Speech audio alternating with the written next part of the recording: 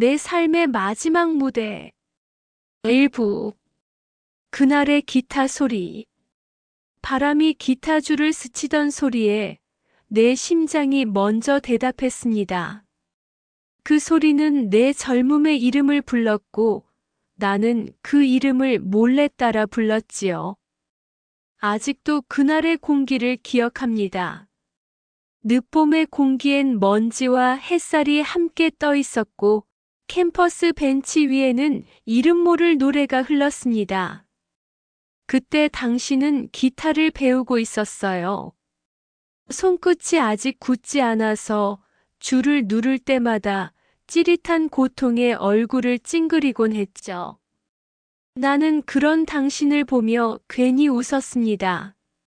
그 웃음이 들킬까 고개를 숙였지만 심장은 자꾸만 박자를 놓쳤습니다. 서툰 손끝에서 흘러나오던 그 단조로운 멜로디는 이상하게도 내 안의 낯선 떨림을 건드렸습니다. 노래 좋아하세요? 당신이 물었을 때 나는 대답 대신 미소로 답했습니다. 그때 나는 몰랐습니다. 그 한마디가 내 인생의 계절을 바꿔놓을 줄은. 당신은 자주 기타를 치며 노래를 불렀습니다. 음이 자주 틀리고 가사도 종종 틀렸지만 그 노래에는 이상한 진심이 있었습니다. 가난했고 서툴렀지만 그 진심이 내 마음을 흔들었지요. 우리는 자주 마주쳤습니다. 학생 식당 앞 벤치, 중앙도서관 계단, 그리고 좁은 하숙집 복도. 그럴 때마다 당신은 기타를 메고 있었고 나는 괜히 머리칼을 정리하며 아무렇지 않은 척했습니다. 사람이 누군가를 좋아한다는 건 그 사람을 기다리는 일이었어요. 아무 이유 없이 이유가 되기 전에. 그해 여름 우리는 함께 바람이 부는 강가로 갔습니다. 달빛이 물결 위를 미끄러지던 밤이었어요. 당신은 기타를 꺼내 들고 조심스레 손가락을 얹었습니다. 그때 처음으로 당신의 노래를 내 앞에서 불러주었지요. 가사는 이랬습니다. 우리의 계절이 다시 온다면 그때는 추위가 우리를 막지 못하리. 그 노래를 들으며 나는 속으로 약속했습니다. 다시 만나자고. 춥지 않게 살자고. 서로의 손을 놓지 말자고. 하지만 약속은 종종 소리 없이 멀어집니다. 그건 그때도 마찬가지였어요. 당신은 군에 입대했고 나는 졸업을 준비했습니다. 라디오에서 흘러나오던 노래를 들을 때마다 내 안에는 당신의 얼굴이 모래알처럼 반짝였습니다. 하지만 손을 뻗으면 흩어졌습니다. 그때 나는 알았어요. 사람의 기억은 붙잡을수록 더 멀어진다는 것을. 당신이 떠나던 날 나는 기차역까지 배웅을 갔습니다. 무거운 군용 가방을 메고 서 있던 당신의 어깨는 이상하리만큼 작아 보였습니다. 나는 아무 말도 하지 못했습니다. 그저 눈으로 당신의 뒷모습을 따라갔습니다. 당신이 기차에 오르고 창문이 닫히고 기차가 천천히 움직이기 시작했을 때 내 마음 속에도 작은 문이 닫혔습니다. 그날 이후로 나는 기타 소리를 듣지 않았습니다. 듣고 싶지 않았던 게 아니라 들을 용기가 없었어요. 하숙방 창가에 앉아 바람이 커튼을 흔드는 소리에도 괜히 가슴이 두근거렸습니다. 그때마다 나는 책을 펴거나 라디오를 틀었지만 라디오 속에서도 가끔 기타가 들렸습니다. 그러면 손끝이 떨렸지요. 그렇게 몇 해가 흘렀습니다. 당신은 멀리서 군 생활을 마쳤고 나는 회사를 다니며 하루하루를 살아냈습니다. 서류철, 도장, 잔업, 그리고 반복되는 일상. 그 속에서도 당신의 이름은 내 마음 한켠에서 지워지지 않았습니다. 이름은 희미해졌지만 소리는 남았습니다. 기타 한 줄의 진동처럼 들리지 않아도 울리고 있는 그 소리. 어느 날 서랍 속에서 낡은 지갑을 정리하다가 작은 종이 조각 하나를 발견했습니다. 그건 오래전 당신과 함께 갔던 콘서트 티켓이었습니다. 포크 페스티벌 1978년 여름. 글씨는 거의 지워졌지만 그날의 공기와 냄새가 다시 피어났습니다. 나는 티켓을 손에 쥐고 한참 동안 아무 말도 못했습니다. 세월이 이렇게 흘렀는데도 왜 그날의 당신이 아직도 내 안에 살아있는 걸까? 그건 아마도 사랑이 끝나는 게 아니라 모양을 바꿔서 남는 것이기 때문이겠지요. 나는 그날의 약속을 끝내 지키지 못했습니다. 다시 만나자던 말도, 춥지 않게 살자던 말도, 서로의 손을 놓지 말자던 말도. 삶은 늘 다른 방향으로 흐르고 우리는 그 흐름 속에서 각자의 시간을 견뎌야 했습니다. 하지만 이상하게도 그때의 나를 떠올리면 부끄럽지 않습니다. 서툴고 미숙했지만 그 시절의 나는 진심이었으니까요. 이제 나는 68살이 되었습니다. 머리카락은 휘어지고 손등엔 세월의 줄이 가득하지만 가끔 바람이 기타줄을 스칠 때면 그때의 심장이 아직 살아있는 것처럼 뜁니다. 어느 날 우연히 거리의 버스킹 공연을 보았습니다. 젊은 남자가 기타를 치며 노래를 부르고 있었지요. 그 음색이 이상하게 낯익었습니다. 나는 멈춰서서 한참을 들었습니다. 그리고 문득 생각했어요. 어쩌면 당신도 저 청년처럼 누군가의 기억 속에서 지금도 노래하고 있을지도 모른다고. 그날 밤 나는 기타 소리가 들리는 창문 앞에 앉았습니다. 기억이 천천히 내 안을 걸어왔습니다. 기타 소리는 여전히 서툴렀고 박자는 불안했지만 그 소리 속엔 여전히 젊은 날의 빛이 있었습니다. 사랑이란 그렇게 남는 것 같습니다. 누군가의 손끝에서 울리던 소리가 세월을 건너 내 안의 빈 방을 울리는 것. 그건 그리움이 아니라 살아있다는 증거 같았습니다. 나는 창문을 열었습니다. 바람이 들어와 커튼을 흔들었고 그 속에서 잠시 당신의 얼굴이 보였습니다. 그 얼굴은 젊었고 밝았고 조금은 서툴렀습니다. 그 얼굴이 내게 말을 거는 듯 했습니다. 괜찮아요. 그때의 우리 충분했어요. 나는 웃었습니다. 눈물이 한 줄기 흘렀지만 그 눈물은 따뜻했습니다. 그때 나는 알았습니다. 기억은 고통이 아니라 다시 살아가는 힘이 된다는 것을.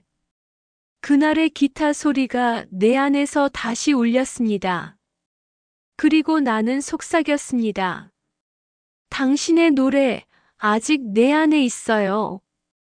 그 노래가 내 하루를 움직이게 합니다. 오늘도 나는 그 소리를 떠올리며 하루를 엽니다.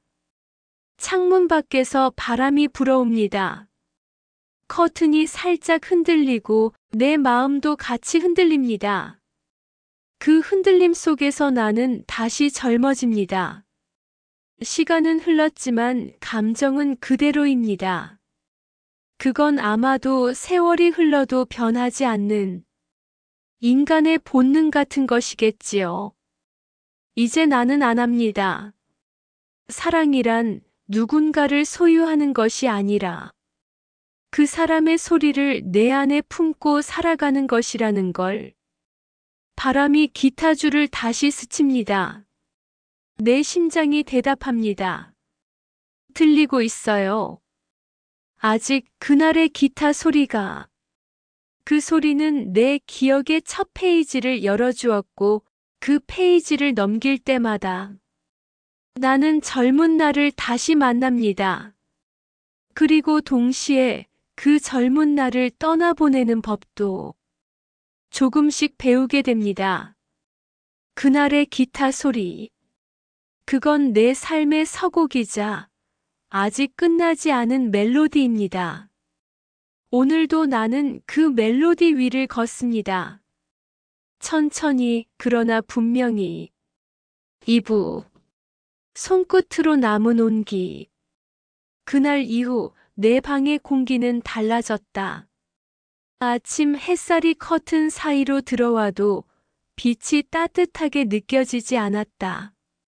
세탁대 옆에 걸린 그의 수건, 식탁 위에 아직도 놓인 컵 하나. 나는 그것들을 치우지 못한 채 매일 아침 그 자리를 바라봤다. 그 사람이 없는 집은 너무 조용했다. 심지어 냉장고 돌아가는 소리조차 내 마음을 긁는 것 같았다. 그렇게 나는 며칠, 아니 몇 주를 아무것도 하지 않는 상태로 버텼다. 사람들이 위로라며 건넨 말은 대부분 비슷했다. 시간이 약이에요. 이제는 놓아드려야죠. 하지만 그 말들이 내게 닿을 리 없었다.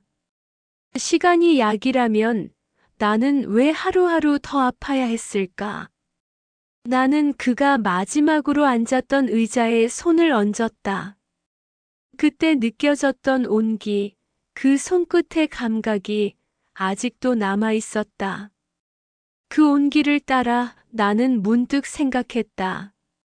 그가 내 안에서 완전히 사라지지 않게 하려면 나는 어떻게 해야 할까? 그렇게 해서 나는 오래전 잊고 있던 손일을 다시 시작했다. 젊은 시절 봉제 공장에서 하루 12시간씩 바느질을 하던 그때처럼 침대 밑에서 낡은 재봉틀을 꺼냈다. 먼지가 뽀얗게 덮여 있었지만 손으로 몇 번 쓸어내자 금세 예전의 반짝임이 돌아왔다. 바늘에 실을 꿰는 순간 나는 이상하게 마음이 차분해졌다. 그가 입던 옷의 천 조각을 조금 잘라 손수건 하나를 만들기로 했다. 한 땀 한 땀 바늘이 천을 뚫을 때마다 딱 소리가 났다. 그 소리는 내 심장 박동과 비슷했다. 그가 세상을 떠난 이후 처음으로 나는 무언가를 만들고 있었다. 그건 단지 천 조각이 아니라 내 기억의 조각들을 꿰매는 일이었다. 나는 그 사람의 옷을 하나둘씩 꺼냈다. 낡은 셔츠, 구멍난 스웨터, 오래된 점퍼. 그가 자주 입던 그 옷들은 그의 냄새를 아직 품고 있었다. 그 냄새를 맡는 순간 나는 멈춰버렸다. 눈물이 실밥 위로 떨어졌지만 닿지 않았다. 그 눈물도 그리움의 한 땀이 될 것 같아서. 며칠 동안 나는 식사도 제대로 하지 않고 재봉틀 앞에만 앉아 있었다. 시간 감각이 사라지고 손끝의 감각만이 나를 살렸다.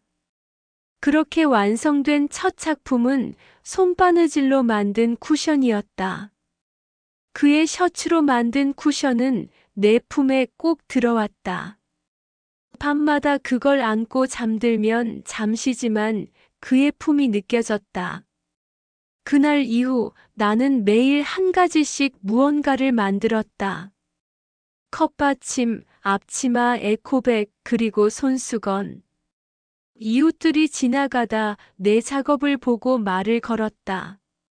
할머니, 그거 직접 만드셨어요? 와, 너무 예쁘다. 나도 배워보고 싶어요. 그 말 한마디가 그렇게 고마울 줄은 몰랐다. 그저 예쁘다는 말이 아니라 누군가 다시 나를 살아있는 사람으로 봐준 느낌이었다. 그날 이후로 나는 동네 주민센터에 문의했다. 재봉 재능 기부를 시작할 수 있을까 하고. 직원은 잠시 놀란 표정을 짓더니 환하게 웃었다. 요즘 그런 수업을 기다리는 분들 많아요. 어르신이 맡아주시면 정말 좋죠. 그렇게 해서 나는 다시 선생님이 되었다. 60대 후반의 내가 다시 사람들 앞에 섰다. 낯선 얼굴들, 젊은 엄마들, 그리고 나처럼 혼자가 된 이들도 있었다. 첫 수업날 내 손이 조금 떨렸다.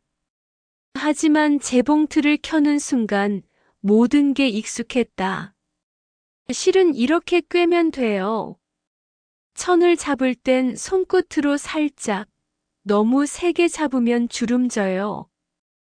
그 말 한마디에 사람들의 눈이 반짝였다. 누군가는 내게 물었다. 선생님은 언제부터 이렇게 바느질을 잘하셨어요? 나는 잠시 멈췄다가 조용히 대답했다. 그냥 오래 사랑하던 사람을 떠나보내고 나서요. 그 말에 잠시 정적이 흘렀지만 누구도 웃지 않았다. 대신 모두 고개를 끄덕였다. 그날 이후 수업이 끝날 때마다 사람들은 내게 말했다. 선생님 덕분에 요즘 마음이 조금 편해졌어요. 그 말은 내가 그에게 해주지 못한 위로처럼 들렸다. 가끔은 재봉틀 앞에서 그 사람의 목소리가 들리는 것 같았다.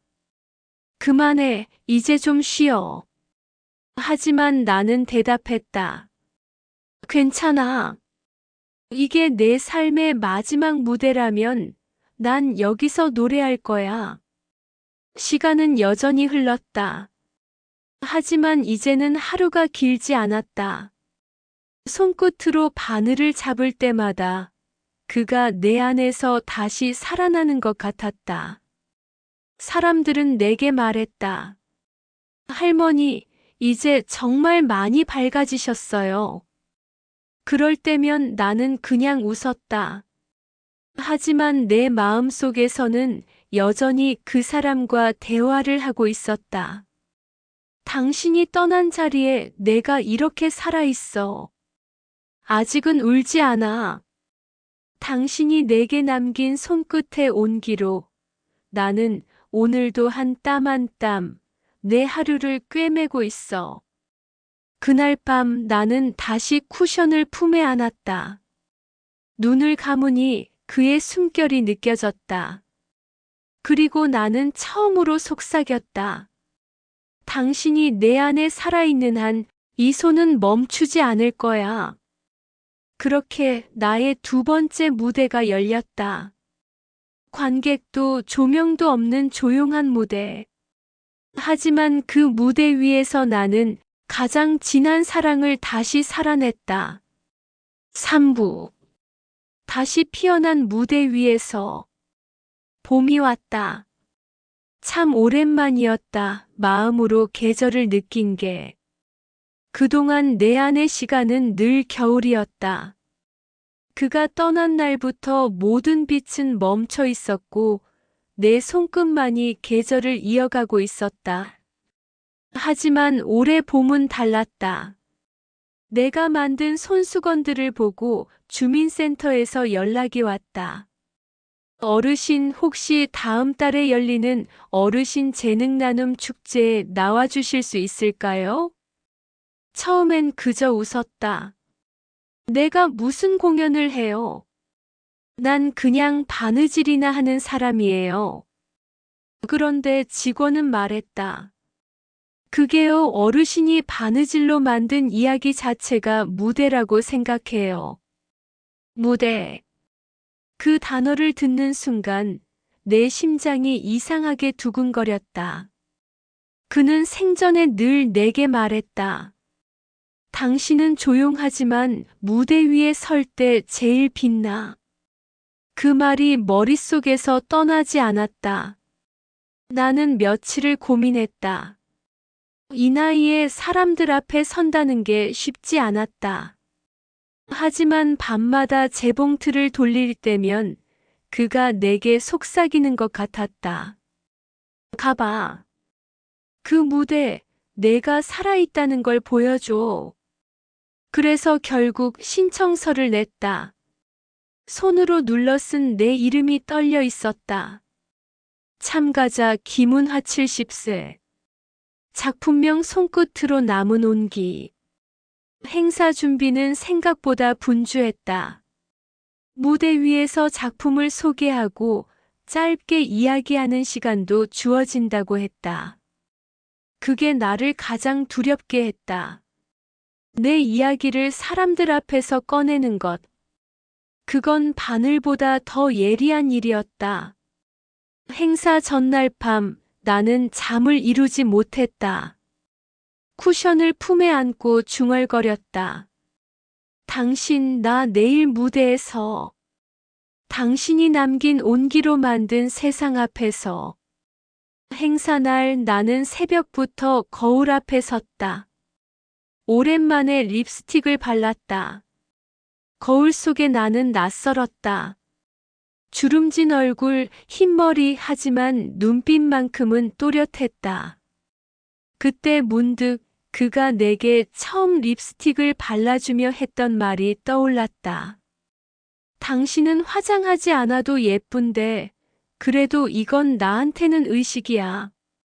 당신이 세상 앞에 설 준비가 됐다는 뜻이거든. 무대 뒤편은 소란스러웠다. 춤을 준비하는 학생들, 노래를 부르는 어르신들, 그리고 나는 내 손수건들과 쿠션을 테이블 위에 정성껏 올려놓았다. 이게 내 무대의 전부야. 사회자가 내 이름을 불렀다. 다음은 김은하 어르신의 작품, 손끝으로 남은 온기입니다. 박수가 들렸다. 나는 천천히 무대 위로 걸었다. 발밑이 떨리고 조명이 눈부셨다. 하지만 이상하게도 두렵지 않았다. 나는 마이크를 잡았다. 목소리가 떨릴까봐 잠시 숨을 고르고 말했다. 저는 이 바느질들을 통해 제 남편을 다시 만났습니다. 순간 객석이 조용해졌다. 그가 세상을 떠난 뒤 저는 하루하루가 무너졌어요. 하지만 어느 날 바늘을 잡았을 때 깨달았어요. 내 손끝이 아직 따뜻하다는 걸요. 그 온기 속에 그가 있었어요. 나는 잠시 손수건 하나를 들어보였다. 하얀 천에 파란 실로 새겨진 글자, 함께였던 시간. 이건 그 사람의 옷으로 만든 거예요. 그의 냄새가 아직도 남아있죠. 저는 이걸 만들며 매일 그와 대화했어요. 이제는 제 이야기를 누군가에게 건네고 싶습니다. 사랑하는 사람을 잃었더라도 우리는 여전히 살아있다는 걸 알려주고 싶어요. 그 말을 끝내자 객석에서 조용한 숨소리가 들렸다. 누군가 울고 있었다. 나는 그 눈물을 보며 오히려 안심이 됐다.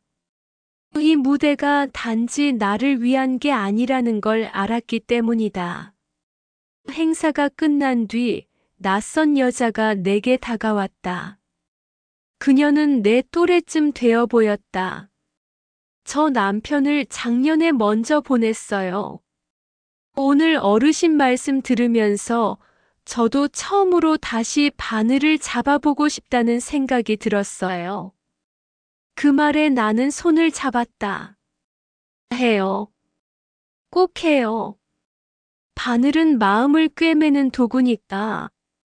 그날 밤 집으로 돌아오는 길은 이상하리만큼 밝았다. 봄바람이 얼굴을 스쳤고 나는 처음으로 고개를 들고 하늘을 봤다. 별이 반짝였다. 당신 봤지? 나 무대에 섰어. 마치 별들이 대답하듯 반짝였다. 그 후로 나는 조금씩 달라졌다. 주민센터에서 수업을 이어가면서 다른 동네에서도 강의 요청이 들어왔다. 누군가는 내 이야기를 듣고 누군가는 내 손수건을 들고 울었다. 그럴 때마다 나는 마음속으로 말했다. 이게 내 마지막 무대라면 그래도 참 고맙다. 어느 날 작은 방송국에서 연락이 왔다. 은화 어르신 혹시 인터뷰 가능하실까요?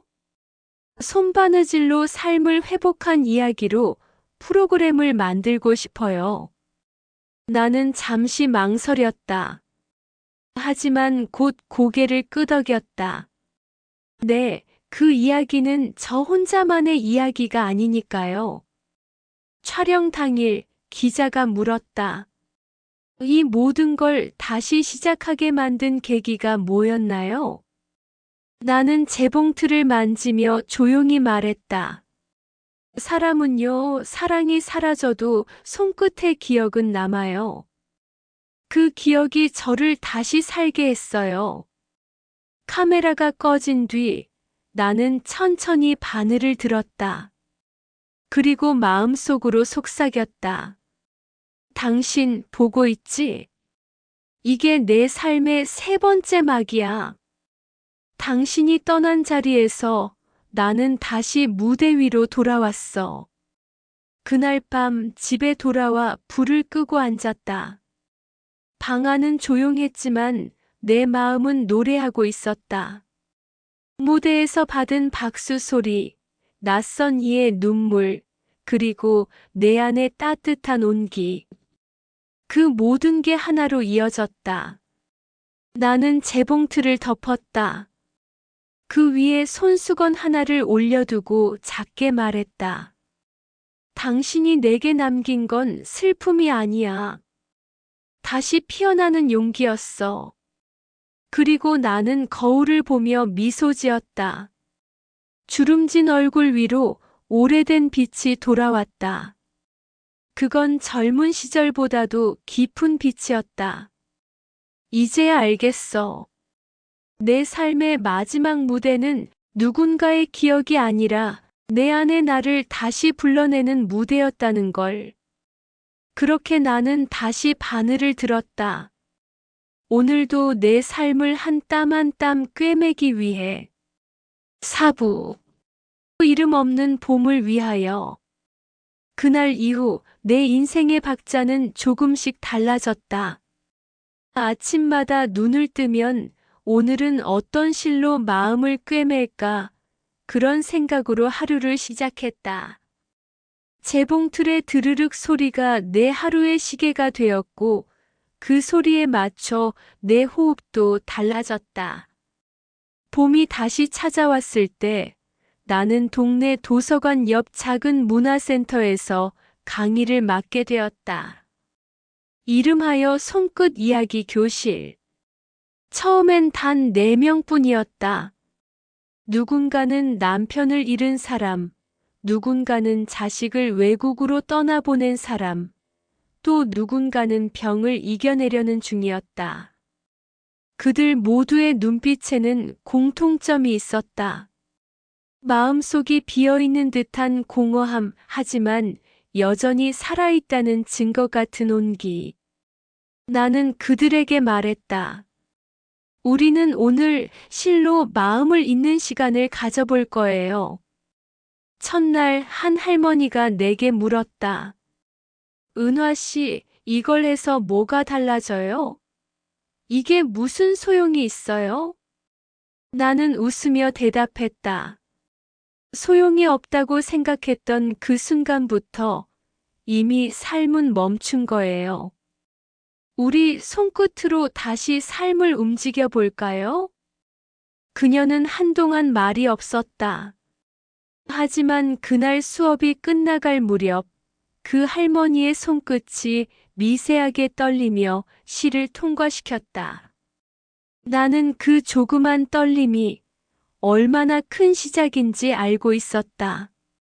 며칠이 지나자 수강생은 10명이 넘었다.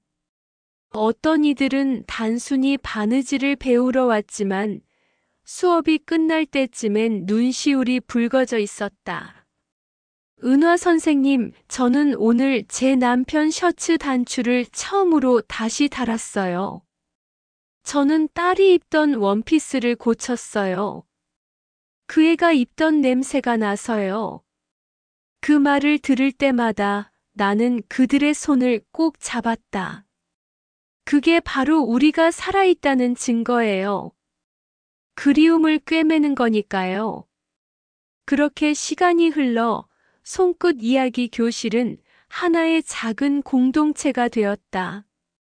우리는 일주일에 2번씩 모여 천위의 사연을 새겼다.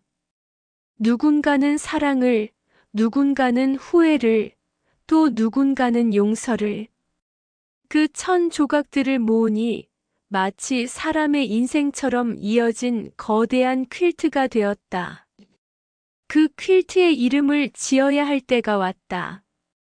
회원들이 각자 의견을 냈다. 우리의 이야기 어때요? 다시, 봄도 좋아요. 나는 조용히 시를 들며 말했다. 이름 없는 봄 어때요? 모두가 내 말을 바라봤다. 봄은 매번 이름이 다르잖아요. 어떤 봄은 사랑이고 어떤 봄은 이별이에요. 우리의 봄도 누군가에게는 아직 이름이 없는 계절일 거예요. 그렇게 우리는 그 이름을 정했다. 이름 없는 봄. 그 이름이 붙은 퀼트는 점점 커져갔다.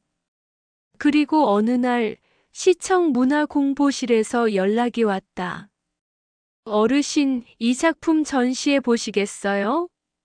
시립도서관 갤러리에서요. 나는 잠시 숨이 멎었다.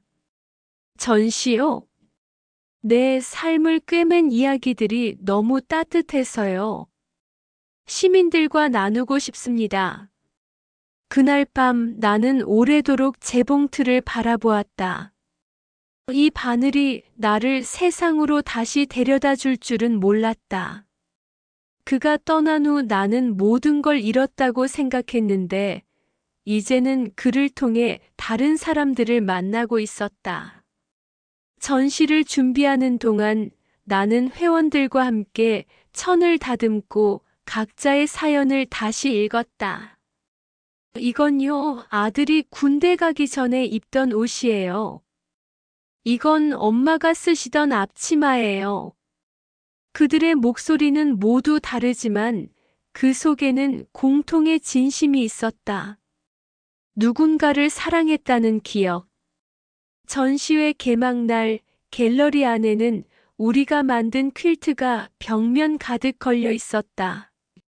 그 아래에는 작은 글씨로 각자의 사연이 붙어 있었다. 사람들은 천천히 그 글을 읽고 천을 만져보았다. 어떤 이들은 조용히 울었다. 어떤 이들은 핸드폰을 꺼내 사진을 찍었다. 한 소녀가 내게 다가와 물었다. 할머니, 이건 다 직접 바느질 하신 거예요? 나는 미소 지으며 대답했다. 응, 이건 모두 이름 없는 사람들이 꿰맨 봄이란다. 그 아이는 고개를 끄덕였다. 따뜻해요. 그 말 한마디가 그날의 모든 수고를 보상해주는 듯 했다. 행사가 끝난 뒤 남은 사람들과 자리를 정리하며 나는 조용히 말했다. 우리 다음 봄에도 모일까요? 한 할머니가 웃으며 대답했다. 다음 봄이 올 수 있다면 그게 얼마나 감사한 일인가요? 그날 집으로 돌아오는 길, 벚꽃이 흩날렸다. 나는 길가 벤치에 잠시 앉아 하늘을 올려다봤다. 꽃잎이 내 어깨에 떨어졌다. 문득 내 옆자리에 그가 앉아있는 듯한 착각이 들었다. 당신 봤지? 내가 사람들을 만나고 있어. 이제 내 손끝이 혼자가 아니야. 바람이 대답처럼 불어왔다. 나는 그 바람 속에서 오랫동안 참아왔던 눈물을 흘렸다. 하지만 그 눈물은 슬픔이 아니었다. 오히려 감사였다. 며칠 후 한 통의 편지가 도착했다. 보낸 사람은 수업에 참여했던 젊은 수강생 중 한 명이었다. 그녀는 마지막 수업 이후 떠나며 아무 말도 하지 않았던 학생이었다. 편지에는 이렇게 적혀 있었다. 선생님, 저 요즘 매일 1000조각을 꿰매요. 이상하죠? 바늘이 움직일 때마다 마음이 좀 덜 아파요. 선생님 덕분에 저는 제 상처를 손끝으로 만지고 있어요. 그게 이제는 두렵지 않아요. 나는 그 편지를 읽고 조용히 재봉틀을 켰다. 그리고 흰 천에 파란 실로 이렇게 새겼다. 이름 없는 봄에게. 그 말은 곧 나 자신에게 하는 인사이기도 했다. 나는 지난 세월 동안 내 인생의 이름을 잃고 살아왔다는 걸 그제야 깨달았다. 누군가의 아내, 누군가의 어머니, 누군가의 이웃으로만 존재했다. 하지만 이제야 나는 나로서 존재하고 있었다. 그리고 그 이름이 바로 이름 없는 봄이었다. 밤이 깊어갈수록 바늘은 천천히 움직였다. 실이 천을 통과할 때마다 내 가슴도 조금씩 꿰매졌다. 나는 스스로에게 속삭였다. 괜찮아, 지금의 너도 충분히 아름답다. 그리고 나는 천 위에 마지막 한 줄을 더 새겼다. 다음 봄에도 우리는 다시 피어날 것이다. 그 문장을 새기며 나는 웃었다. 내 인생은 여전히 바늘처럼 흔들리고 있었지만 그 떨림이 이제는 두렵지 않았다. 왜냐하면 그 흔들림이 바로 살아있다는 증거였으니까. 그날 밤 창문을 열자 바람이 불어왔다. 커튼이 살짝 흔들렸고 그 사이로 라디오 소리가 들려왔다. 익숙한 멜로디였다.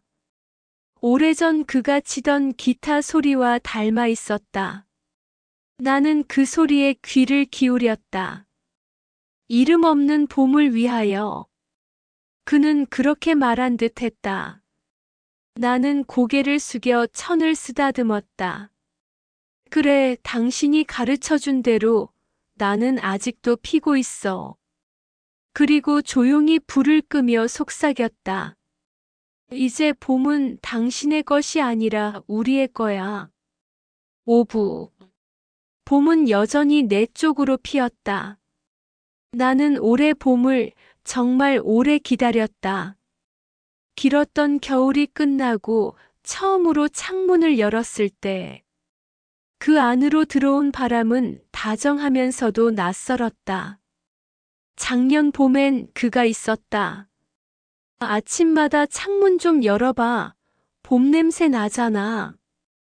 그 말에 나는 투덜거리며 창문을 열고 커튼을 젖혔다. 그때마다 그 사람은 내 어깨를 토닥이며 말했다. 이 봄 또 언제 올지 모르니까 아껴서 봐야 해. 그 말이 이제야 마음에 와 닿는다. 봄은 언제나 다시 오지만 그 사람은 이제 다시 오지 않는다. 나는 여전히 재봉틀 앞에 앉아 있다. 이제는 제법 많은 사람들이 나에게 옷을 맡긴다. 어느새 이 일은 내 하루의 전부가 되었다. 내가 손끝으로 꿰맨 옷들을 입고 웃는 사람들을 보면 그게 내게는 작은 공연 같았다. 그가 떠난 지 2해째. 시간은 내 마음의 구멍을 완전히 메워주진 않았지만 그 구멍 안에도 이제는 햇살이 들어왔다. 나는 그를 잊은 게 아니다. 그리움 위에 삶을 덧대며 살고 있을 뿐이다. 며칠 전이었다. 동네 복지관에서 전화가 왔다. 선생님, 이번 봄 축제 때 주민들 옷 리폼 전시회를 해보시면 어떨까요? 처음엔 손사래를 쳤다. 에이, 나는 그냥 동네 할머니일 뿐인데요. 하지만 직원은 웃으며 말했다. 선생님은 벌써 우리 동네에서 제일 유명한 바느질 선생님이에요. 그 말을 듣고 나는 한참을 멍하니 앉아 있었다. 유명하다는 말이 아니라 선생님이라는 말 때문이었다. 젊은 시절 나는 누구의 아내, 누구의 엄마로만 불렸다. 이제 와서야 나라는 이름으로 불리고 있었다. 그래서 결국 나는 전시를 준비하기로 했다. 그의 옷으로 만든 첫 쿠션, 그가 쓰던 손수건을 덧대 만든 앞치마, 그리고 이웃들이 함께 꿰맨 희망의 천. 그 천에는 각자의 사연이 실처럼 엮여 있었다.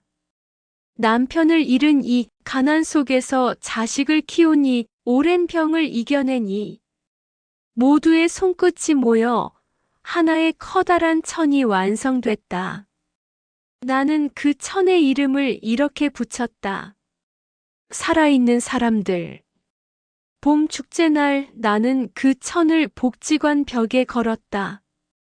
햇빛이 비치자 천의 실들이 반짝였다.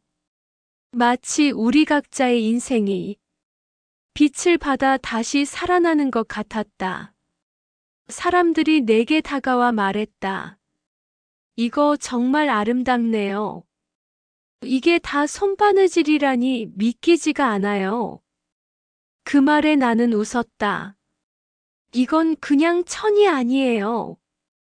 우리가 아직 살아있다는 증거예요.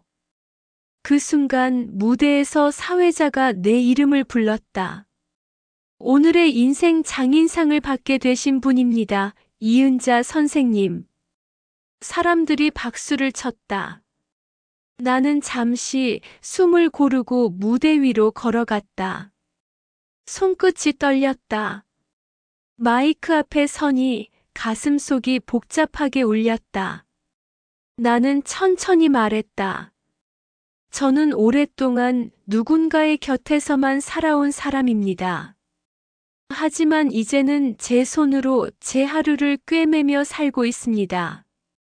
제가 만든 건 단순한 천이 아니라 다시 살아보려는 마음이었습니다.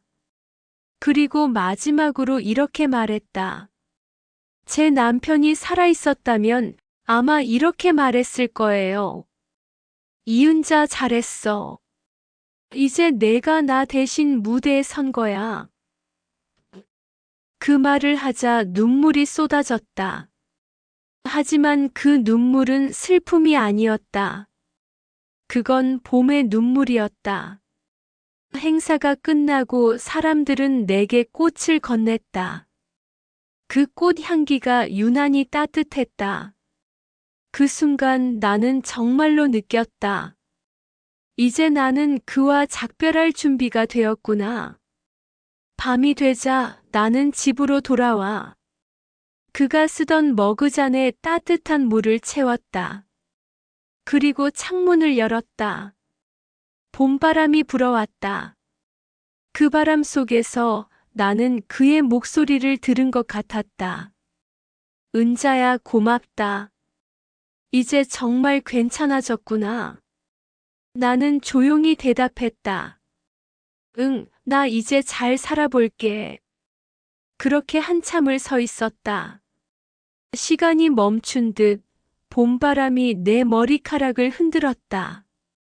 그리고 그 순간 나는 깨달았다. 그는 떠난 게 아니라 내 안의 봄으로 남았다는 것을. 다음 날 나는 다시 재봉틀 앞에 앉았다. 새로운 천 위에 첫 바늘을 꽂았다. 그 순간 나는 속삭였다.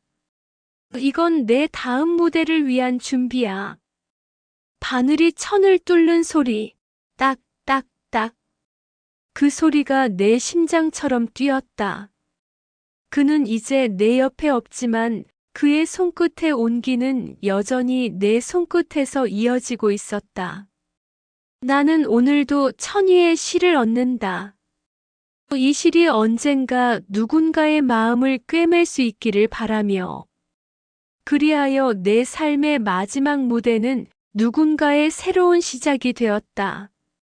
봄은 그렇게 여전히 내 쪽으로 피었다. 6부. 그날 무대 뒤에서 들려온 노래. 그날 축제가 끝나고 나는 조용히 무대 뒤편에 앉아 있었다. 사람들이 떠나간 뒤의 공간은 묘하게 쓸쓸하면서도 평화로웠다.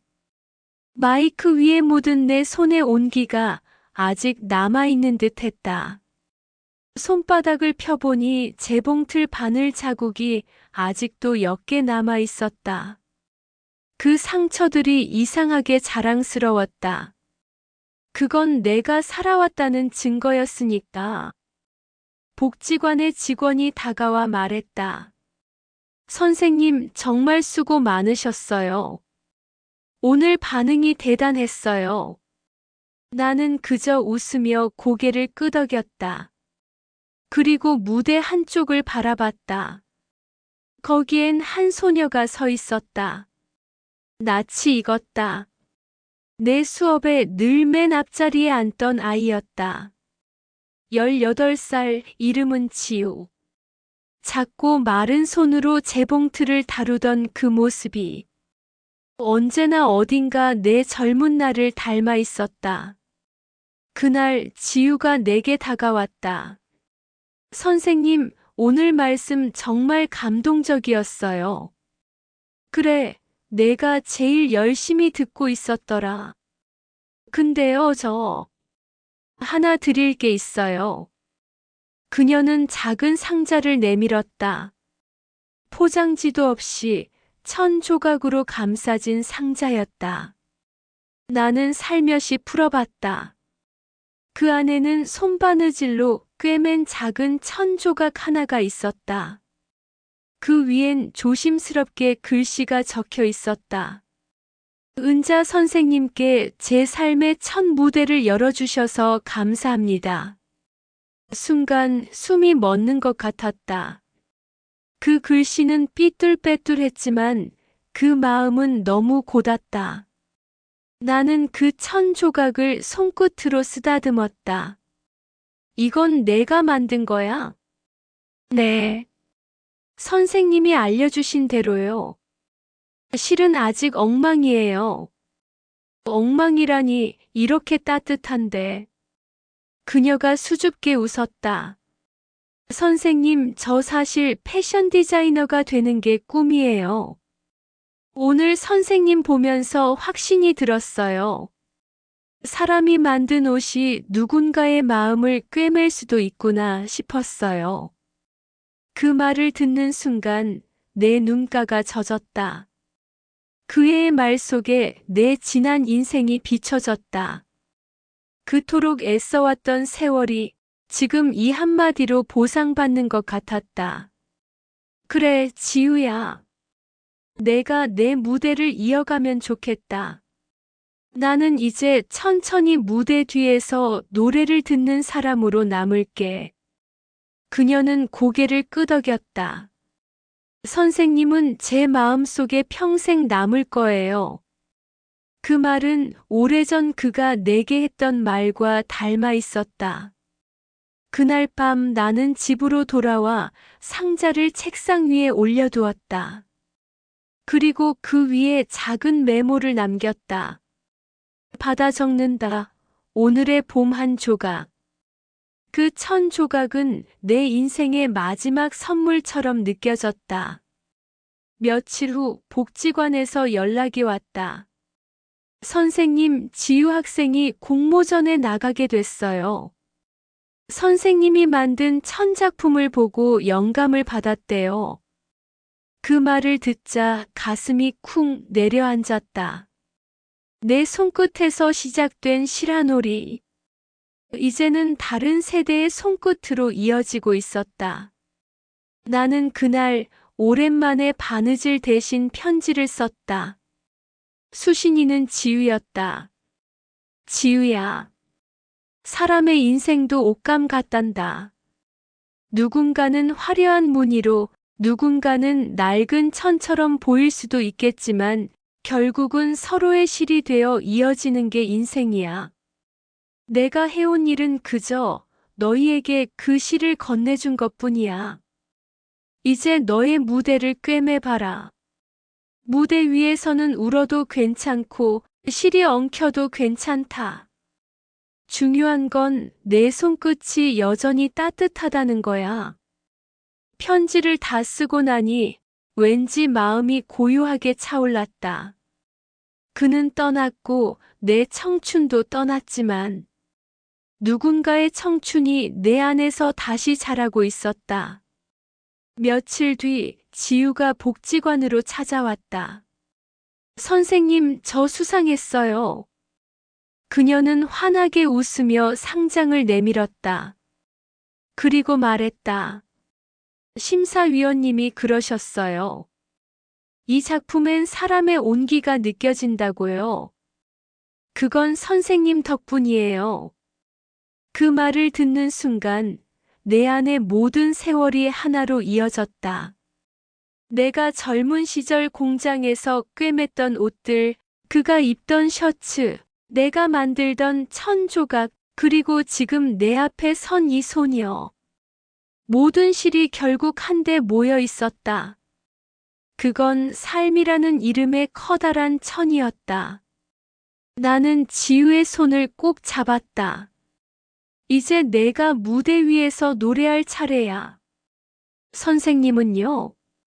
나는 무대 뒤에서 들을게. 그게 내 몫이니까. 그날 이후로 나는 재봉틀 대신 노트북을 켜기 시작했다.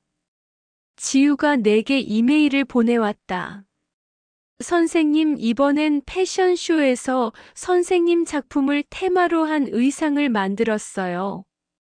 이름은 손끝의 기억이에요. 그 이름을 보는 순간 나는 미소를 지었다. 그녀가 내 이야기를, 내 손끝의 온기를 기억하고 있었다. 나는 답장을 보냈다.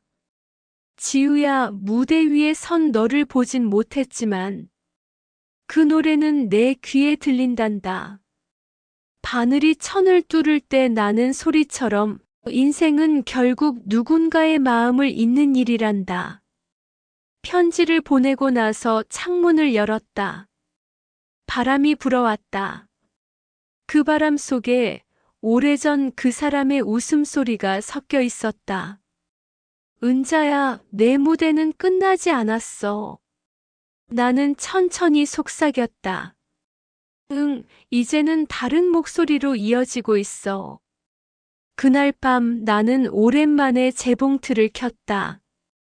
그리고 지우에게 보낼 마지막 선물을 만들었다. 내가 처음 만들었던 쿠션과 같은 크기의 천 위에 작게 글씨를 수놓았다. 삶은 이어지는 노래다. 그 천을 다 꿰맬 즈음 새벽이 밝아왔다. 창문 밖에 새소리가 들렸다. 나는 미소 지었다. 이제 내 무대의 조명은 꺼졌지만 무대 뒤에서 들려오는 노래는 여전히 이어지고 있었다. 그 노래는 내 삶의 끝이 아니라 누군가의 시작이었다. 그래서 나는 안다. 내 삶의 마지막 무대란 결국 누군가의 첫 무대였다는 것을. 7부. 무대의 불이 꺼진 뒤에도 밤이 깊었습니다. 병실의 불빛이 희미하게 깜빡였고 커튼 사이로 새어든 가을바람이 내 볼을 스쳤습니다. 손끝이 조금 시렸지만 마음은 오히려 따뜻했습니다. 나는 천천히 숨을 고르며 생각했습니다. 아, 이제 정말 무대의 불이 꺼지는구나. 그렇게 말하니 이상하게 마음이 편해졌습니다. 이제는 아무것도 증명할 것도 보여줄 것도 없었습니다. 그저 내가 지나온 길을 조용히 바라보면 되었으니까요. 기계음이 일정한 박자로 흘러나왔습니다. 그 소리가 마치 오래전 재봉틀의 리듬 같았습니다. 탁탁탁. 그 소리 속에서 나는 수없이 많은 밤을 꿰매던 내 젊은 날을 떠올렸습니다. 손끝이 다 닳도록 바늘에 찔리며도 웃었던 그 시절. 그때 나는 왜 그토록 애썼을까? 아마도 누군가를 위해 살고 싶어서였겠지요. 그 누군가는 때로는 가족이었고, 때로는 사랑이었고, 이제와 돌이켜보면 결국은 나 자신이었습니다. 나는 이제야 그 사실을 인정할 수 있습니다. 평생 다른 이들을 꿰매주며 살았지만 사실은 내 마음의 구멍을 메우기 위해 바늘을 들었던 것 같아요. 간호사가 다가와 조용히 이불을 덮어주었습니다. 은자 선생님 괜찮으세요? 응, 이제 괜찮아. 정말 괜찮아. 그 말이 참 오랜만에 진심이었습니다. 이젠 진짜로 괜찮았습니다. 침대 옆 탁자 위엔 오래된 사진이 놓여 있었습니다. 그의 사진이었어요. 검은 기타를 품에 안고 웃고 있는 그 시절의 그 사람. 오래 걸렸네. 나는 속삭였습니다. 당신이 떠난 뒤 나 참 오래 걸렸어요. 이제야 마음속에서 당신을 완전히 놓아줄 수 있을 것 같아요. 창문 틈으로 바람이 불어왔습니다. 그 바람 속에 어딘가 익숙한 소리가 섞여 있었습니다. 기타 줄이 바람에 울리는 소리. 그 소리는 마치 내 이름을 부르는 듯 했습니다. 은자야. 나는 천천히 눈을 감았습니다. 그래, 나야. 이제 괜찮아. 그 사람의 목소리는 오래된 기억 속에서 부드럽게 퍼졌습니다. 그때 그 약속, 춥지 않게 살자던 그 한마디가 문득 떠올랐습니다. 나는 그 말을 지키려 꽤나 애썼습니다. 하지만 세월은 늘 예상보다 차갑고 인생은 늘 생각보다 빠르더군요. 그래도 나는 끝내 얼어붙지 않았습니다. 그 이유는 사랑을 한 번이라도 해봤기 때문이겠지요. 젊은 날엔 사랑이 전부였고, 중년엔 가족이 전부였고, 노년엔 그 모든 기억이 나를 지탱해주는 전부가 되었습니다. 나는 손끝으로 천천히 허공을 그려보았습니다. 그 선 위에 오래전 무대의 조명이 하나둘 켜지는 듯 했습니다. 청춘의 불빛, 사랑의 불빛, 그리고 용서의 불빛. 그 모든 빛이 합쳐져 내 앞을 환하게 비추었습니다. 그래, 아직 꺼지지 않았구나. 나는 속으로 웃었습니다. 무대의 불이 꺼져도 사람의 마음속 무대는 쉽게 어두워지지 않는다는 걸 이제야 알 것 같았습니다. 어릴 적 나는 노년이라는 단어가 참 두려웠습니다. 쓸쓸하고 초라하고 의미 없는 시절일 거라 생각했지요. 하지만 지금은 압니다. 이 시절이야말로 인생의 가장 고요한 리허설이라는 것을. 마지막 무대를 준비하는 가장 따뜻한 시간. 나는 손에 작은 천 조각을 쥐고 있었습니다. 지우가 내게 선물로 주었던 그 천. 그 위엔 여전히 그녀의 글씨가 선명했습니다.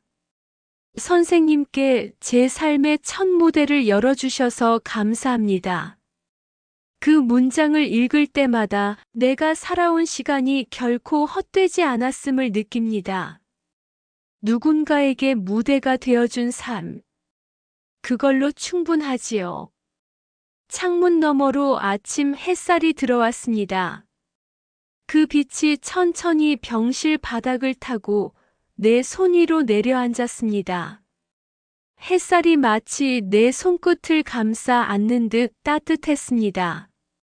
나는 천천히 숨을 들이마시며 속삭였습니다. 오늘은 참 좋은 날이네. 그날 이후로 나는 눈을 자주 감지 않았습니다. 눈을 감으면 들려오는 소리들이 많았습니다. 누군가 웃는 소리, 바느질 소리, 라디오의 노래, 그리고 기타 줄이 울리는 그 익숙한 멜로디. 그 소리들은 내 안에서 서로 겹치며 하나의 노래가 되었습니다. 그 노래는 말해줍니다. 끝은 없단다, 은자야. 무대에 불이 꺼져도 음악은 남는 법이야. 그 말에 나는 미소 지었습니다.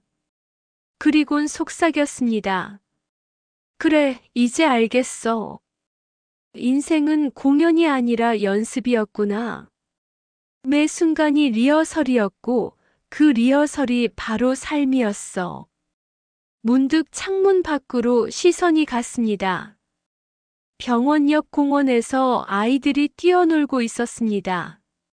한 아이가 넘어졌지만 곧 일어나 웃으며 다시 달렸습니다. 나는 그 아이를 보며 생각했습니다. 그래, 인생이란 그런 거야. 넘어져도 다시 일어나고 무대에 불이 꺼져도 다음 막이 있지. 간호사가 다가와 말을 건넸습니다. 선생님, 지우 씨가 잠시 들렀다 가셨어요. 편지를 두고 갔는데 읽어드릴까요? 나는 고개를 끄덕였습니다. 간호사가 편지를 펼쳤습니다. 은자 선생님, 저는 오늘 새로운 학생들을 가르쳤어요. 아이들 손끝이 아직 서툴지만 그 속에서 선생님의 손을 봤어요. 선생님이 제게 그랬던 것처럼 저도 그 아이들의 무대 뒤에서 조용히 노래를 들어주고 있습니다. 언제나 제 마음속에 함께 계세요. 나는 그 편지를 들으며 고요히 눈을 감았습니다. 그리고 미소를 지었습니다. 그래, 지우야. 이제 내 무대는 시작이구나. 그 순간 내 안에서 아주 오래된 기타 소리가 다시 울렸습니다. 그 소리는 더 이상 슬프지 않았습니다. 이별이 아니라 인사처럼 들렸습니다. 나는 마음속으로 마지막 한마디를 건넸습니다. 이제 괜찮아요. 그리고 천천히 숨을 고르며 그 소리를 따라가듯 조용히 눈을 감았습니다. 무대의 불은 꺼졌지만 그 빛은 창문 너머로 길게 이어졌습니다. 누군가의 첫노래가 되어 세상 어딘가에서 다시 울리고 있을 겁니다. 8부. 그날 봄빛이 내 이름을 불렀다. 봄이 다시 왔다. 벚꽃이 피고 아이들이 뛰어다니고 동네 슈퍼 앞에는 여전히 오래된 의자가 있다. 그 자리에 앉아 있으면 나는 자주 그를 떠올린다. 이른 새벽 출근 전 들고 나가던 도시락, 다녀올게 한마디 뒤돌아보던 뒷모습, 그 모든 장면이 아직도 내 눈에 선하다. 하지만 이제는 눈물이 아닌 미소로 떠올린다. 그리움이 슬픔이 아니라 감사로 변하는 시기가 정말 오는구나 싶다. 그가 떠나고 난 뒤 나는 남겨진 사람이라고만 생각했다. 남겨져서 외롭고 남겨져서 버텨야 하고 남겨져서 기억해야 한다고. 그런데 이제야 알겠다. 나는 남겨진 사람이 아니라 남기는 사람이었다. 그가 남긴 온기, 그가 남긴 웃음, 그가 남긴 그 모든 순간들을 내 삶으로 이어주는 사람. 그게 바로 나였다. 며칠 전 복지관에서 내 이름을 딴 작은 봉제 교실이 생겼다. 은자 손길 봉제반. 내가 지은 이름이 아니다. 동네 사람들이 붙여줬다. 그날 문을 열자 젊은 여자들이 3명 서 있었다. 선생님, 저희 진짜 배우고 싶어요. 엄마가 여기서 옷 고쳐 입으셨는데 너무 예뻤다고 하셔서요. 나는 웃으며 말했다. 그래요, 천천히 실처럼 길게 배워요. 급하게 꿰맨 바느질은 금방 풀리니까. 그 말에 아이들이 웃었다. 그 웃음소리가 봄 햇살처럼 환했다. 내 안에 무언가가 따뜻하게 피어났다. 그날 저녁 교실이 모두 비고 나서 나는 혼자 남아 재봉틀을 닦았다. 바늘 끝이 반짝이고 실타래가 반쯤 풀려 있었다. 그 모습을 보는데 문득 생각이 들었다. 아, 이건 아직 끝이 아니구나. 내 삶은 누군가에게 건네진 실 한 가닥이 되어 또 다른 누군가의 옷을, 마음을, 인생을 꿰매겠지. 그게 내가 살아있는 이유일지도 모른다. 그날 밤 오랜만에 그가 꿈에 나왔다. 하얀 셔츠를 입고 내 앞에 서 있었다. 그의 얼굴엔 주름 하나 없이 따뜻한 미소만 있었다. 그는 내게 말했다. 은자야, 참 고맙다.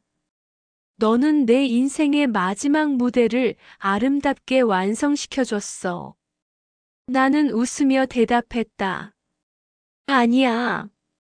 당신이 떠난 뒤에도 나는 당신이 남긴 대본 위에서 계속 연습 중이었어.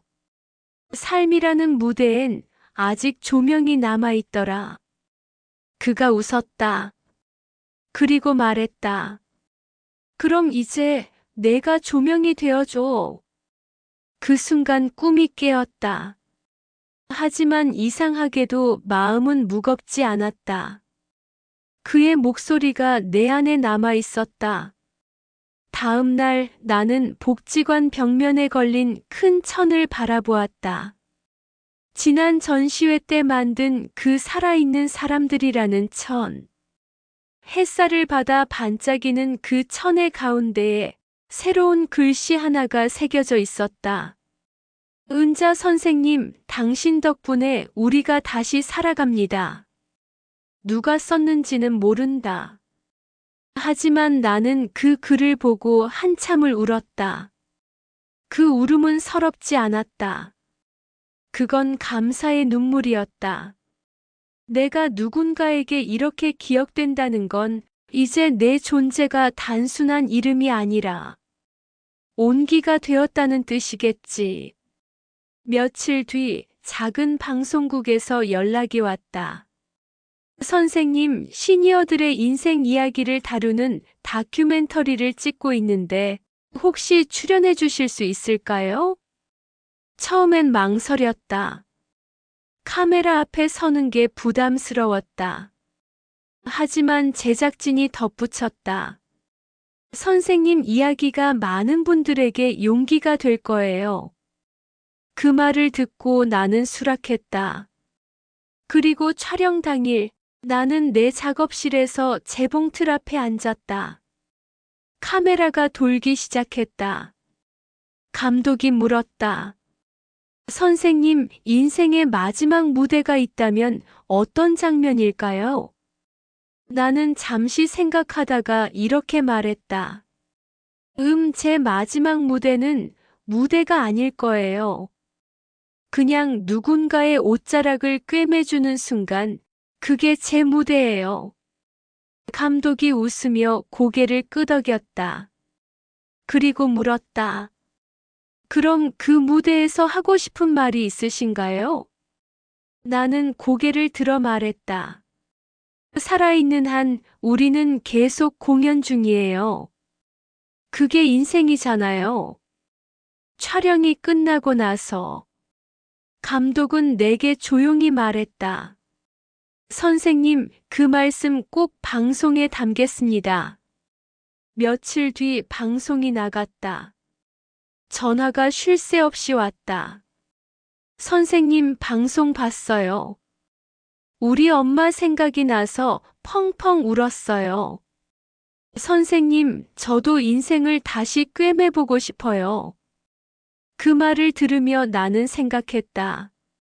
아, 내 이야기가 누군가의 바늘이 되었구나.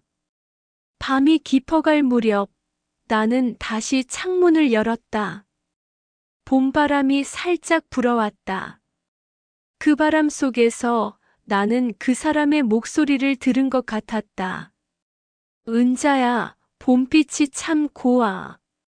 나는 대답했다. 응, 오늘은 내 이름을 부르더라. 은자야, 잘했다고. 그리고 그 말을 하며 웃었다. 웃음 끝에 눈물이 났다. 하지만 그건 끝이 아니라 시작이었다. 삶은 그렇게 이어지고 있었다. 누군가의 목소리로, 누군가의 손끝으로, 누군가의 따뜻한 기억 속에서. 그날 봄빛이 내 이름을 불렀다. 그리고 나는 처음으로 이은자라는 이름으로 대답했다. 나 아직 살아 있습니다. 구부. 무대 위의 유산. 은자 선생님이 떠나신 지 벌써 반년이 지났다. 그런데 이상하다. 복지관의 봉제 교실 문을 열면 여전히 그녀의 목소리가 들리는 것 같다. 실은 너무 세게 당기면 끊어져요. 사람 관계도 마찬가지예요. 그녀의 말투는 늘 조용했지만 묘하게 마음에 남았다. 나는 아직도 재봉틀 앞에 앉을 때마다 그녀가 내 어깨 너머로 지켜보는 느낌이 든다. 그녀의 자리는 그대로 남겨두었다. 작은 의자, 오래된 재봉틀, 그리고 낡은 안경 하나. 누군가 닦은 듯 반짝이는 그 유리렌즈 속에 빛이 들어오면 마치 그녀가 미소 짓는 것처럼 보인다. 그날 이후 우리는 교실 이름을 바꾸지 않았다. 여전히 은자 손길 봉제반이다. 누구도 그 이름을 바꾸자고 하지 않았다. 왜냐하면 우리 모두 알고 있었다. 그 이름은 단순한 간판이 아니라 우리의 마음을 꿰맨 실이라는 걸. 그녀의 마지막 전시회가 열렸던 날을 나는 기억한다. 그날 그녀는 무대 위에서 말했다. 이 천은 살아있는 사람들의 이야기입니다. 그 말을 들었을 때 나는 그게 단순한 수사가 아니라는 걸 느꼈다. 그녀는 정말로 사람들의 상처와 아픔을 바느질로 꿰매던 사람이었다. 그래서일까? 그녀가 떠난 후에도 우리의 손끝은 멈추지 않았다. 젊은 제자들이 찾아왔다. 선생님께 배웠던 그 스티치, 저도 배우고 싶어요. 은자 선생님처럼 옷을 고쳐서 사람들한테 선물하고 싶어요. 그래서 우리는 새로운 반을 만들었다. 은자 기억 프로젝트. 낡은 옷을 모아 새로운 물건으로 다시 태어나게 하는 작업이었다. 첫날, 우리는 다 같이 그녀의 작업복을 가운데에 놓았다. 손때가 묻은 회색 앞치마. 그 앞치마를 보자 모두 말이 없었다. 그리고 누군가 조용히 말했다. 이제 우리가 꿰맬 차례네요. 그 말을 신호로 모두가 실을 꿰기 시작했다. 재봉틀의 리듬이 교실 안을 채웠다. 딱, 딱, 딱. 그 소리는 마치 그녀의 심장 소리 같았다. 며칠 후 우리는 그녀의 작업복 조각으로 작은 가방을 만들었다. 그 가방의 안쪽에는 그녀가 생전에 자주 하던 말을 수놓았다. 살아있는 한 공연은 계속된다. 그 문장을 수놓던 순간 나는 눈물이 났다. 그녀의 목소리가 귀 안에서 맴돌았다. 그녀는 늘 말했다. 바느질은 살리는 일이야. 찢어진 걸 덮는 게 아니라 다시 이어주는 거지. 그래서일까? 그녀의 죽음조차도 우리를 찢지 못했다. 우리는 다시 그녀를 통해 이어졌다. 그날 오후 복지관의 관장이 내게 말했다. 이번 봄 축제에 은자 선생님을 기리는 전시회를 열면 어떨까요? 나는 잠시 망설였다. 하지만 이내 고개를 끄덕였다. 그래요. 선생님이 좋아하셨던 봄이잖아요. 전시 준비는 생각보다 오래 걸렸다. 그녀의 작품 하나하나를 닦으며 나는 매번 손끝이 떨렸다. 그녀가 처음 만든 쿠션, 남편의 손수건으로 만든 앞치마, 그리고 마지막까지 작업하던 미완성 천. 그 천은 아직 절반만 꿰매져 있었다. 그 위엔 실타래가 엉켜 있었고 마치 중간에 멈춘 숨결 같았다. 우리는 그 천을 전시회 중앙에 걸었다. 그리고 그 위에 이렇게 썼다. 이 바느질은 계속됩니다. 전시회 날 많은 사람들이 찾아왔다. 그녀의 옛 제자들, 동네 이웃들, 그리고 낯선 방문객들까지. 한 노부인이 내게 다가와 말했다. 이은자 씨를 아세요? 예전에 제 남편 양복을 고쳐주셨던 분이에요. 그 양복 지금도 제 옷장에 있어요. 나는 고개를 끄덕이며 말했다. 네, 알고 있습니다. 선생님은 여전히 여기 계세요. 노부인은 그 말을 듣고 한참을 바라보다가 작은 미소를 지었다. 그날 저녁 전시회 마지막 무대에서 우리는 하나의 천을 펼쳤다. 그녀가 완성하지 못한 그 천 위에 우리 제자들이 하나씩 실을 꿰었다. 누군가는 파란색으로, 누군가는 노란색으로, 누군가는 연분홍색으로. 그 천은 마침내 완성되었다. 그리고 그 중앙에는 이렇게 새겨졌다. 이은자 살아있는 이름. 순간 햇살이 창문 사이로 비쳤다. 천 위의 실들이 반짝였다. 마치 그녀가 우리 곁으로 다시 돌아온 듯 했다. 누군가 조용히 말했다. 선생님, 오늘도 봄이 왔어요. 그 순간 교실 안이 고요해졌다. 바람이 살짝 불어 그 천이 부드럽게 흔들렸다. 나는 그 장면을 보며 속삭였다. 선생님, 이제 제 차례예요. 제가 무대 위에서 바늘을 이어갈게요. 그날 밤 나는 재봉틀을 집으로 가져왔다. 그리고 조용히 앉아 새로운 천 위에 첫 실을 꿰었다. 은자 선생님에게. 당신이 남긴 무대 위에서 우리는 여전히 공연 중입니다. 그 실이 천을 뚫는 소리가 내 귀에는 이렇게 들렸다. 딱, 딱, 딱 살아있다. 그리고 나는 알았다. 그녀는 떠난 게 아니라 우리의 손끝 속에서 살아있다는 걸. 그녀의 온기는 지금도 매 바늘마다 이어지고 있다. 그래서 우리는 오늘도 꿰맨다. 찢어진 마음, 낡은 시간, 그리고 미완성인 인생을. 그녀가 가르쳐준 대로 사랑하듯이 천천히 그리고 따뜻하게.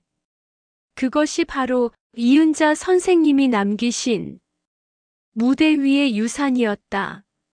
10부 마지막 커튼콜. 오늘도 나는 창문 너머 저녁빛을 바라봅니다. 햇살이 서서히 기울고 병실 창으로 긴 그림자를 들이웁니다. 손끝에 남은 온기를 느끼며 나는 내 삶의 무대를 다시 한번 돌아봅니다. 어린 시절 내가 처음 바느질을 배웠던 날이 떠오릅니다. 엄마가 손에 바늘을 쥐어주며 말했죠. 천을 꿰는 법을 배우면 마음도 꿰매진단다. 그 말이 당시에는 단순한 기술 교육처럼 느껴졌습니다. 하지만 이제 압니다. 삶이라는 천을 꿰는 법을 배우는 과정이 바로 내 존재의 무대였다는 것을. 젊은 날 나는 수없이 많은 사람들을 만났습니다. 어린아이의 첫 무대 의상, 신혼부부의 깔끔한 커튼, 마을 잔치의 작은 무대복까지. 그때마다 나는 알게 모르게 누군가의 살 속으로 들어가 함께 호흡했고 그들의 작은 행복과 슬픔을 꿰매주었습니다. 그리고 그 사이 나의 무대도 시작되었습니다. 처음 그를 만났던 날 기타 소리가 우리 사이를 채웠고 라디오 주파수를 맞추며 우리는 서로의 마음을 확인했습니다. 기차역 창문에 서서 손을 흔들던 그 순간 나는 사랑과 이별을 동시에 배웠습니다.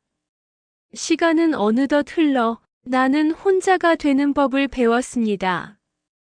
허전함 속에서도 살아가는 법을, 떠난 이의 부재를 안고 현재를 살아가는 법을.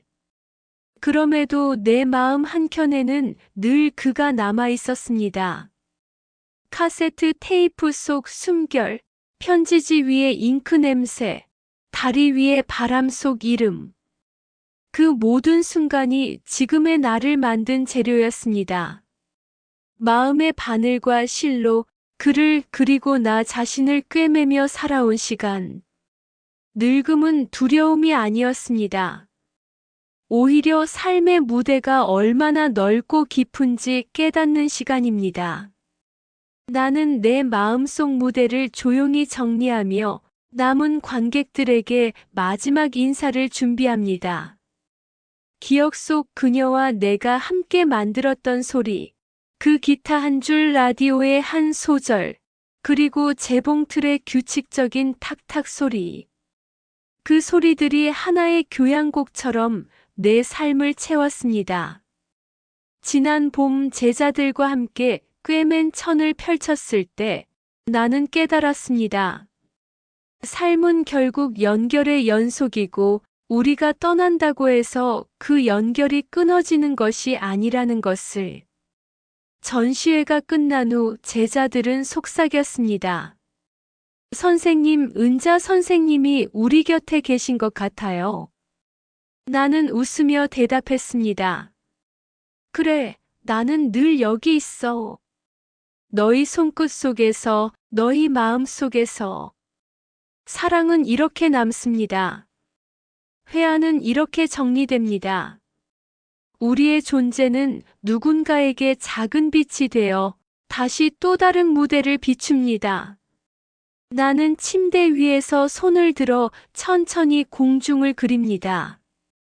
마치 마지막 커튼콜을 하는 것처럼, 마지막 인사를 전하는 것처럼. 당신이 남긴 모든 것 감사합니다. 그리고 안녕히 계세요. 그 말이 끝나자 마음 한켠이 가벼워졌습니다. 지나온 세월, 떠난 사람들, 남겨진 기억 모두가 하나의 완성된 무대가 되었음을 느꼈습니다. 창문 너머 저녁빛은 아직 따뜻합니다. 그 빛 속에서 나는 손끝의 실을 따라 다시 한번 바느질을 합니다.